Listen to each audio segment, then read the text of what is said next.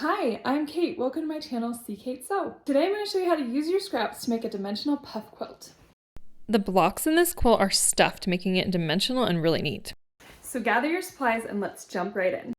You're going to need fabric scraps, a ruler, a rotary cutter and a mat, pins, stuffing, and backing materials, including a backing, batting, binding, and thread. My favorite ruler for this is the Cute Cuts ruler that's green, has seam allowance on the edge, and one starting in the same corner. Use your ruler to cut out puff squares measuring 5 inches wide. Then we're going to cut out base squares measuring 4.5 inches wide. Cut 90 of each square size for the baby size and 208 for the throw size. Head to my website to print these free planning pages. They include measurements, number of squares, and a coloring page. The coloring page includes 2 sizes and will allow you to design your quilt before you start. We're going to start by assembling the puff squares one at a time. Grab a base square and a puff square and line them up at each of the corners. Pin the corners, pinching the fabric as you go to make sure they fit correctly. Since the base square is smaller than the puff square, there will be some excess fabric that will billow up, and that's what's going to be used to make our dimensional puff.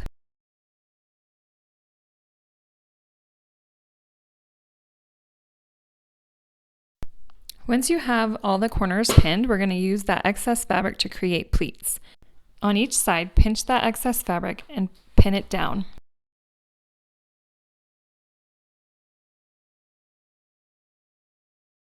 You can see the little pleat on the edge. Now we're going to repeat with all the remaining edges.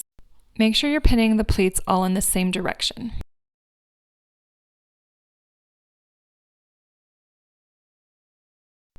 We only need to pin 3 pleats down, leave one edge open. Now we're going to sew those 3 pleated edges with a 1/4 inch seam allowance. Backstitch at the beginning and end of your stitching and pivot at the corners.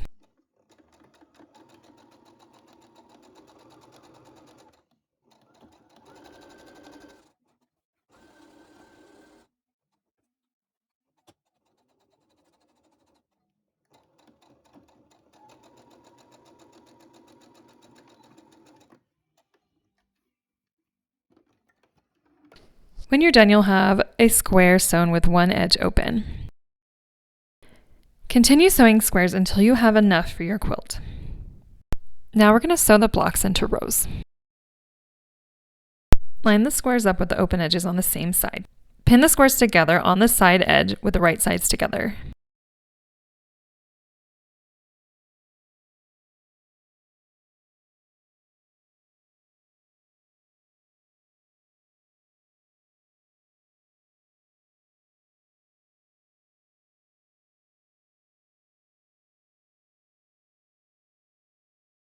Sew this seam with a 1/4 inch seam allowance, backstitching at each end. After you've sewn that seam, you'll have your first 2 squares sewn together. Remember to check that the open edges are on the same side. Continue adding squares to your row until you have enough for your quilt size. Each row in the baby size needs 9 blocks, and each row in the throw size needs 13 blocks. For the baby size, you'll need 10 rows. For the throw size, you'll need 16. Keep sewing your rows until you have enough for your quilt size. Now we're going to start stuffing the quilt. Grab the first row and a light handful of stuffing and put it inside one of your puff blocks. You can decide how much you want to stuff your blocks.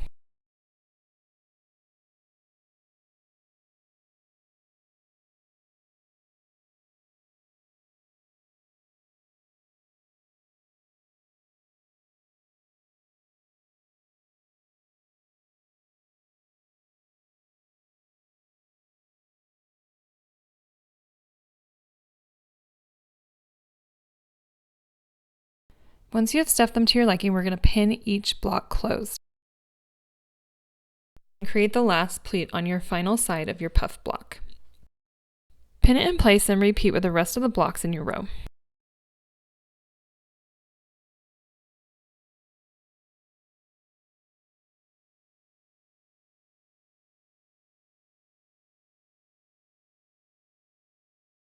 When you're done, we're going to head to the sewing machine and sew that whole row closed.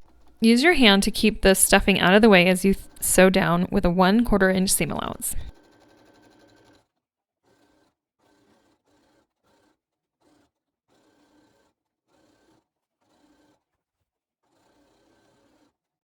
Now with your first row stuffed, we're going to grab another row and make sure we like the placement of the fabrics. If you don't, grab a different one, and we're going to pin these together. With the open side facing you, we're going to flip the second row up on top of the first row and match all the seam allowances between each block. Pin each intersection, pushing one seam allowance to the left and one to the right. This is called interlocking or nesting your seam allowances and will reduce bulk.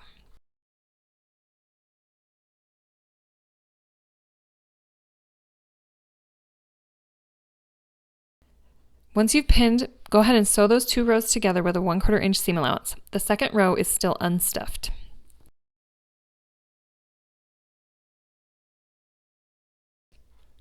Now stuff the second row just like you did the first and pin those pleats.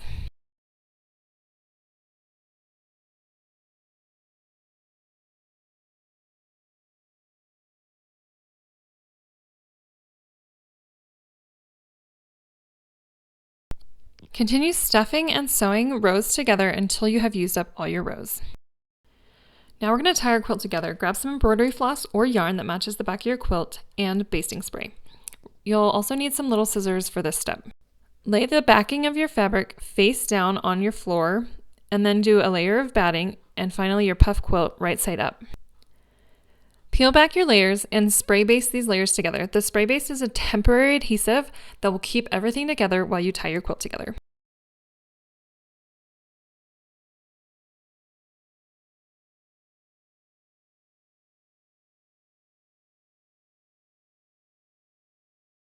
Once your spray base has dried, you'll see that the layers have stuck together. At this point, if you want to move your quilt so you can quilt it somewhere else, roll it up to keep it all together. We're going to do a classic tie quilt method. Thread your needle and find an intersection at the edge of your quilt. Working from behind, push your needle up through one of the quilt squares at the corner of the intersection. Push it back through the square kitty corner from your first square. You'll create a diagonal stitch and then tie it on the back of the quilt with a triple knot to finish off this tie.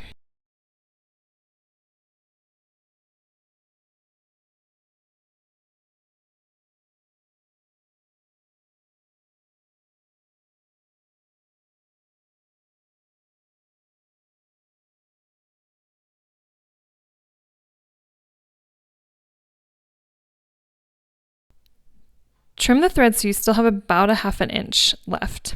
You don't want it to be too short because the thread might come undone. Repeat until you've done all the intersections. Now we're going to finish by tacking the edges down. So first we're going to straighten out the pleated edge of each puff square and pin it in place. Then you're going to baste around the entire quilt. Once you've basted, trim off the rest of the batting and backing fabric.